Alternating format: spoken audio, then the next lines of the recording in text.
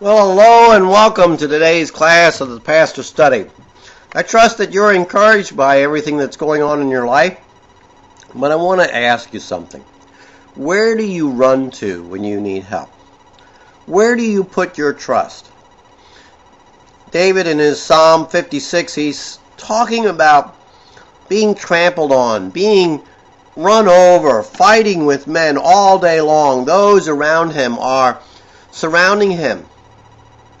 And David being a warrior, it would have been very easy to begin to rely on his own strength, on his own ability.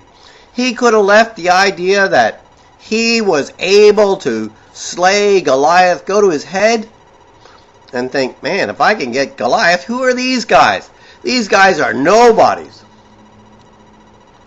But David says, I put my trust in God. And when he does that, he says, I will not be afraid.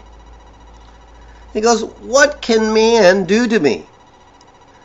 The answer, it's not there, but he says, it's like he did, nothing. They can't do anything to me. God's the only one who can do something to me. God's the only one who can touch our eternal well-being. That's the individual. That's the one whom he's going to fear. Not man. Not man. He says, I need to be in God's care. He repeats this later on in verse 11. In God I will put my trust. I shall not be afraid. Your vows are binding upon me, O God, and I will render thank offering to you. You know, David recognized that what man does to man is but for a moment. But what God promises and what God delivers is for all of eternity.